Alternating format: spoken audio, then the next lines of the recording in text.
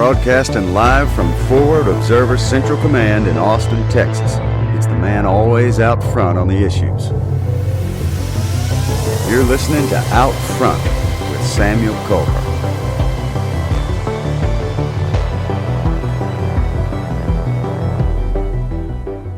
Hello and good afternoon.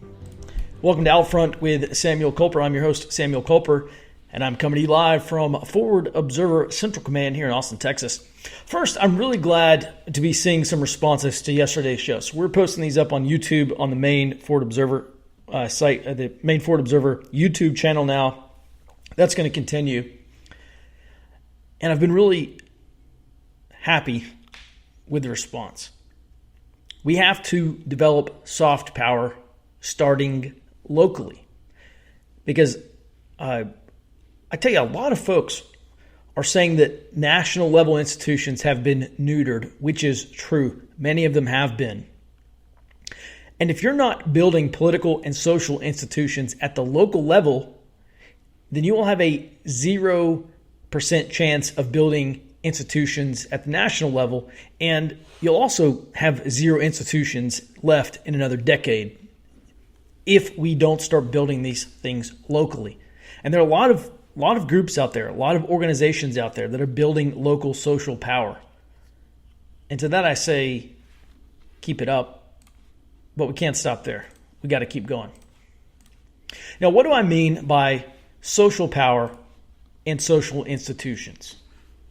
Well, for one, we started last August. So our group now is officially 1 year old.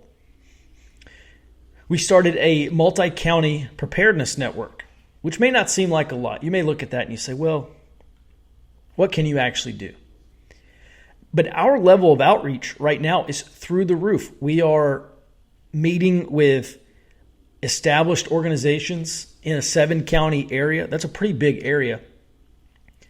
And here in Central Texas, we're linking up with local political groups and social groups and religious groups, and we are providing training opportunities and identifying ways to build social power at the county level. So I say it's a preparedness network, and it is. We are focused on preparedness, but we're focused on a lot of different kinds of preparedness.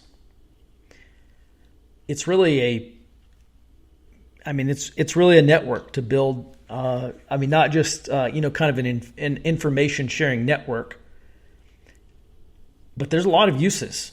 I've talked about the True Texas Project, which is building they have built a grassroots political institutional power at the county level up in the Dallas-Fort Worth area, and I hope that continues to expand. I know there are a lot of state level political groups or county political groups in lots of other places. I think the Tea Party is one example. The county Tea Party groups back in the early 2000s, those are a great example. Or I should say the early 2010s. Those are a great example of building political and social movements locally. And if you don't have one of those, or if one does not exist, or if you want to start a new effort, I highly encourage you to do that. You can start through your local church. You can do like I did, start a preparedness network. It should be pretty easy to get church pastors to get signed on to a preparedness network. I think isn't that a kind of a tenet of Christian responsibility, is to be prepared? And then you could start reaching out to other churches and see if you can get them on board, and maybe have a monthly meeting, or maybe do a monthly, start with one meeting, right? A 30-minute or a 60-minute meeting or something like that. Basic preparedness for Christians. Start that at the church level, or start that at each church. And yeah, it's going to take a little bit of effort, but we start talking about the threats, right? We talk about the tactical environment. Tornadoes, hurricanes, earthquakes, all sorts of bad stuff can happen that we need to be prepared for. Then we can branch out to kind of strategic level threats. And well, that's a little bit more effort. And I'll tell you what I'm going to do. I'm going to do a webinar for everybody and talk about these strategic level threats that we should be preparing for. And then you can take that information and then you can go warn other people about that and show them some pretty substantial challenges the United States has coming in the next, starting in November and continuing on through probably several decades, at least a generation. And then show them, hey, that's all the more reason to prepare for what's coming. And this is not a Teotihuacan end of the world or whatever, right? This is not Armageddon we're talking about. Life goes on. It's just going to get a little more tougher. It's going to be tougher from here. So start one if you're a churchgoer, start a church preparedness meeting or give a church preparedness presentation. There's lots of stuff out there about here's how you can get started with storing food and water. Something as simple as that. One thing I may actually do with this webinar is if people want, actually I am going to do this. If you can get a meeting going at your church, here's what I'm going to do. I'm going to do a live stream. We can do it on a Wednesday night or whatever time, and we can do this live. And as long as you have a projector or a TV or a screen or whatever that people can get around, you can watch me do this live presentation, this live video. It'll be me and, talk about stuff that's going on. And I'll take your questions. And if you want to do that at church or a community level or, whatever group you want to do that with, it'll be free. Just pipe in. Just literally turn on the feed and let's watch it. And let's all get on the same page and move forward with these community-based organizations. Reach out to other churches, see if you can get them on board. Another thing that we've done locally that I would highly encourage you to do is get folks signed up for maybe text alerts if you can do that, or some kind of phone tree if you're comfortable with it, if they're comfortable with it. Start an email list or start a weekly email newsletter. That's something that we are starting locally. We're going to elicit information from everybody in the community, talking about threats and changes and things that are happening in this county especially, and do a weekly newsletter on all these things. Start an information sharing network. And you know what? You may say, well, there's not a whole lot of information to share right now. Well, come November, you may be changing this to a daily email newsletter for all I know, for all anyone knows. Identify a mission or a mission statement that everyone can get behind. Hey, this organization exists to prepare for emergencies at the community level through training, networking, information sharing, cooperating in disaster relief projects, providing humanitarian aid or charitable relief or whatever you want to call it. And then go out and offer medical training and communications training and firearms training and intelligence training. You might start off with a handful of folks. I don't even remember how we didn't have a ton of people. I don't know, 10 or something like that at our very first meeting. And that was just kind of by word of mouth, and we didn't really push it a whole lot. As a matter of fact, I think I had such a sense of urgency when I started this. It was basically like, hey, let's just have a meeting this Saturday. Invite all your friends. By the way, we on our Discord channel, I started a new chat channel called Out Front. And so if you want to jump on and chat during this live show, I'll post the Discord links somewhere for everyone to join. So if you have comments or questions or whatever throughout the show, I'll be live chatting with you as well. So at any rate, this group might start with a handful of folks, but keep pushing, keep meeting, keep networking.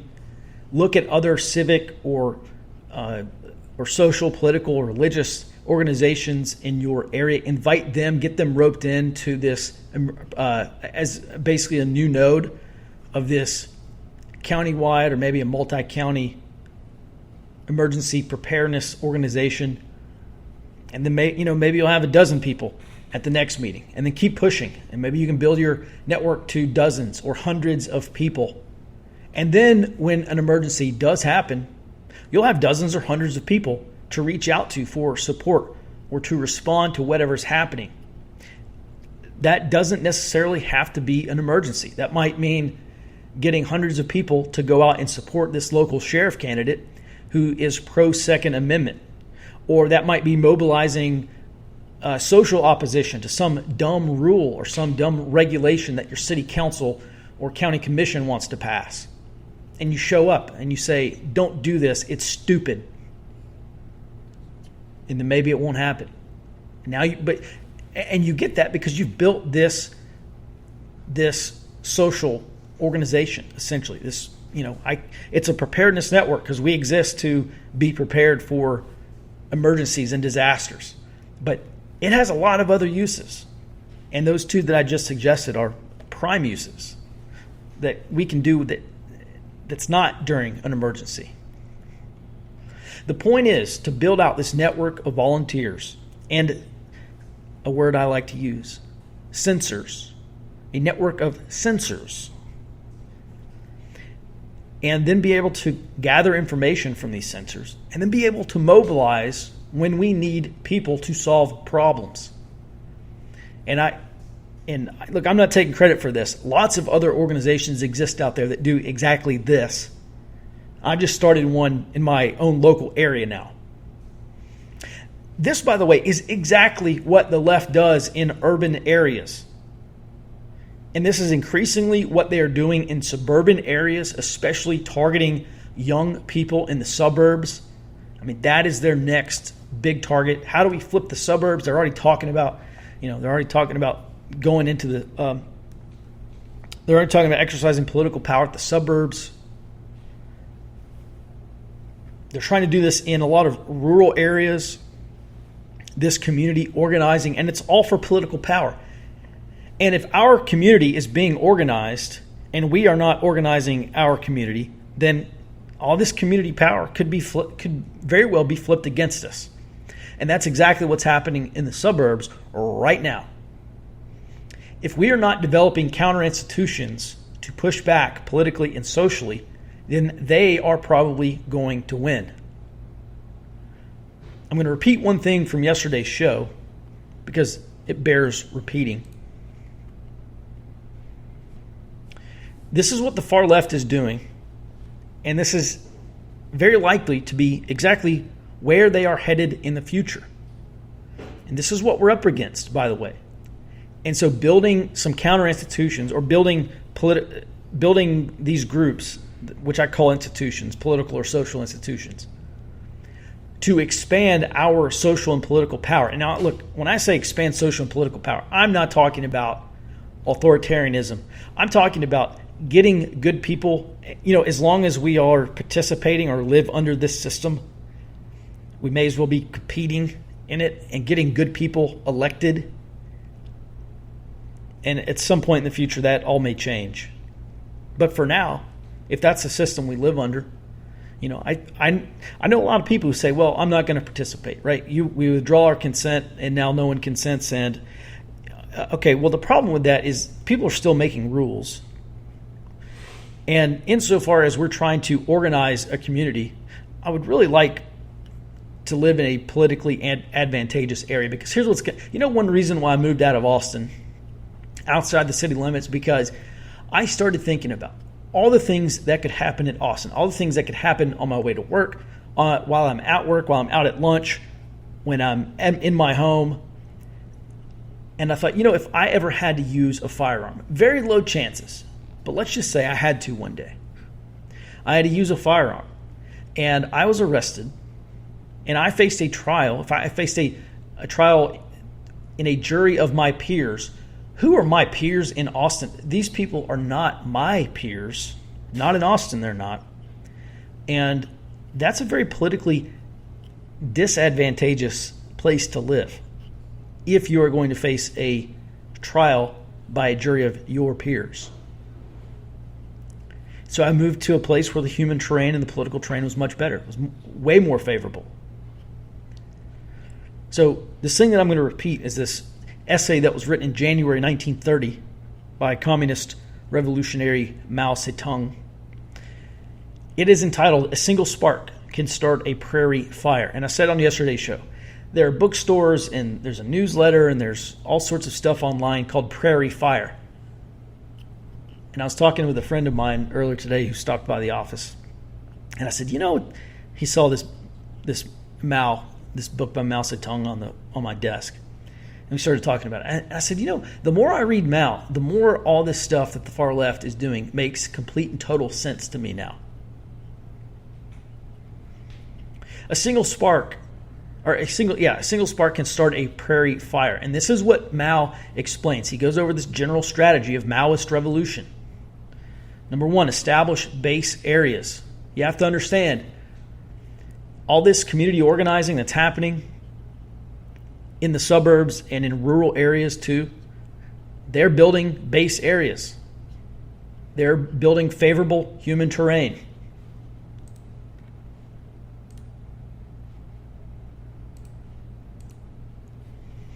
They are building, if it ever gets to this point, what Mao is specifically talking about is building areas where there's a base of support for guerrillas or guerrilla fighters, and eventually the Red Army, right? The conventional military power.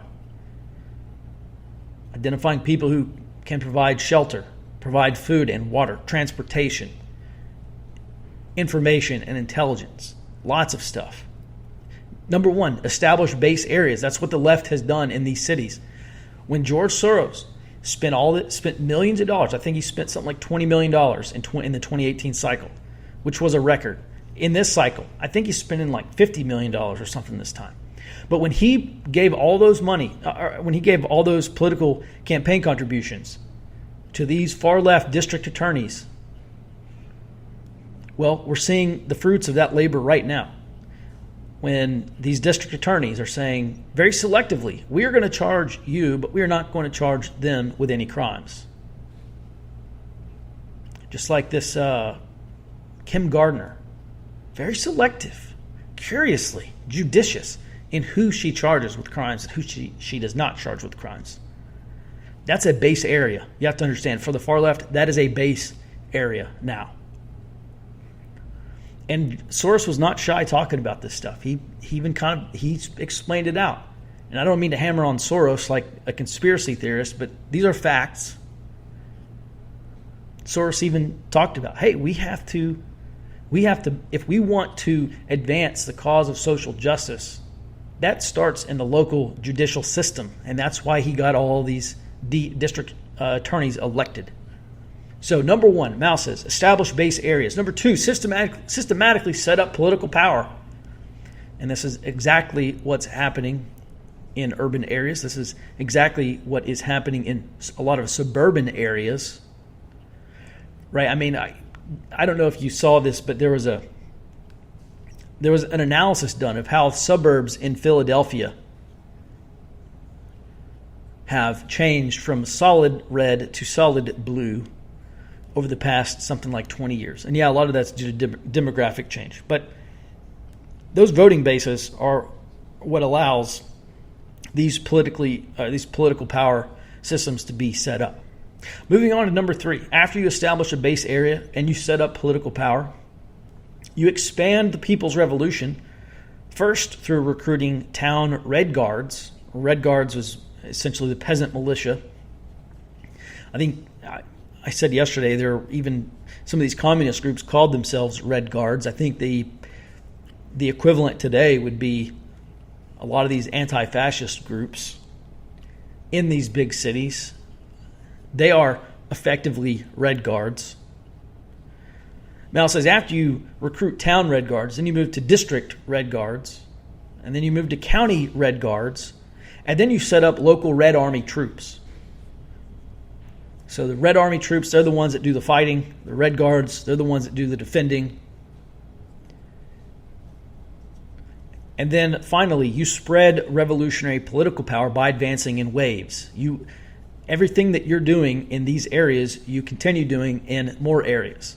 And you assault the nationalist areas, and you assault the positions of the White Army using the Red Army. And now we're talking about conventional warfare, which is the third stage of a Maoist insurgency. Now, I'm not saying that all this exactly is what's going to happen in the United States, but establishing base areas, setting up political power systematically, and expanding the People's Revolution through developing of Red Guards or your local anti-fascist groups. It's exactly what we've seen happening. I'm just throwing it out there. District and county level, and then at some point, especially if President Trump wins re-election, we're probably very quickly going to see a lot of this stuff, a lot of the rest of this stuff fall into order. Mao writes of this strategy. He says, quote, "Only thus is it possible to build the confidence of the revolutionary masses throughout the country." He continues, "Only thus is it possible to create tremendous difficulties for the reactionary ruling classes, shake their foundations, and hasten their internal disintegration." And in the words of Forrest Gump, that's all I have to say about that. Thanks for coming to my TED Talk. Moving on.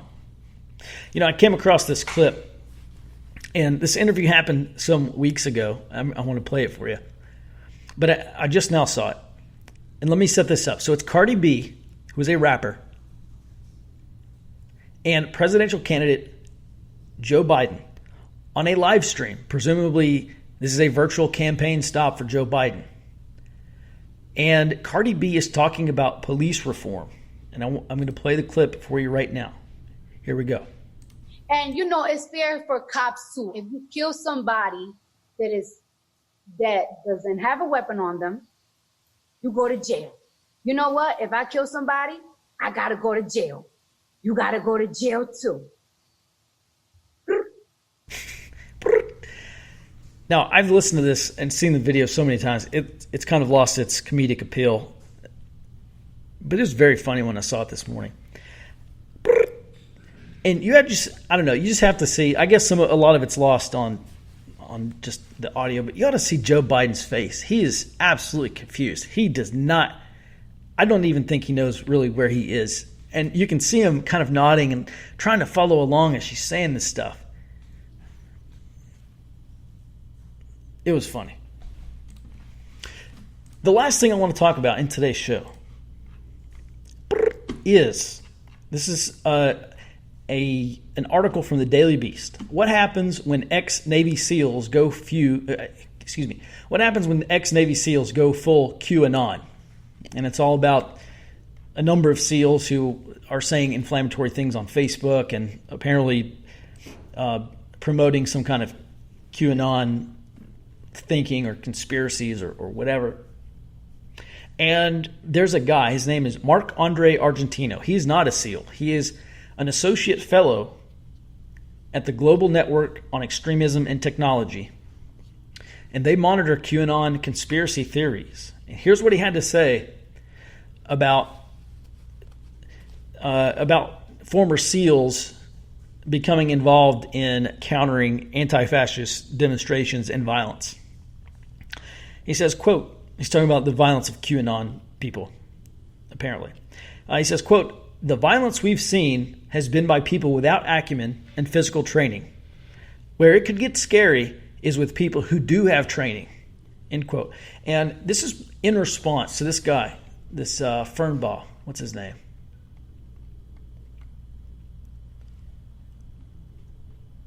Louis Garrick Fernbaugh, who's a former SEAL. And there was this video that came out. He was out in Austin, or excuse me, not Austin. He was out in Portland. And he apparently had infiltrated this anti-fascist march.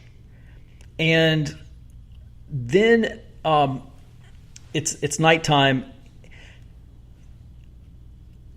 And the anti-fascists say that he threw pipe bombs at them. Well, I watched the video, and it looks like what he probably had is some kind of homemade flashbang, because he was being followed. He didn't want to be followed. Apparently, he's trying to egress and leave the area.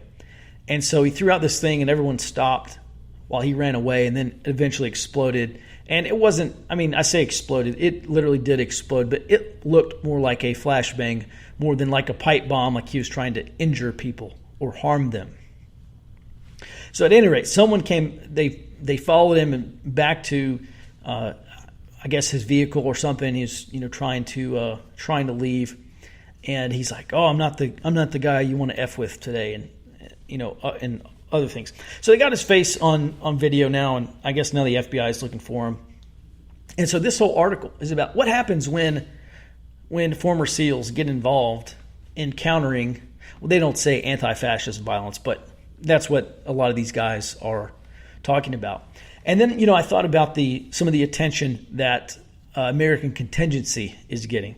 Now, American Contingency was started by this guy named Mike Glover. He's a former, he's a retired Army Sergeant Major, team guy. He's in Special Forces. And basically, he's had it up to here. My hand's above my head. He's had it up to there with all this violence and the rioting and innocent people being beat up in the streets. I don't know if you saw this video from Portland the other night, but this guy is trying to drive through this area, and he swerves out of the way. He hits like a tree or a telephone pole or something like that. They drag him from his vehicle, and he gets knocked unconscious, and he's laying on the ground, and he's not moving. And he starts to come to, right? Some people are trying to kind of shake him and help him up. He comes to, and he sits up, and you can see the dude's just in a daze. Like he's like Joe Biden. He doesn't know where he is. And then all of a sudden, this guy, I think who knocked him out the first time, or at least assaulted him the first time, comes up, and from kind of behind or to the side, like diagonally behind this guy, kicks him right in the face, like right in the cheekbone part of the skull there. And the dude gets knocked out again, and he falls down to the ground, and he's just out cold again.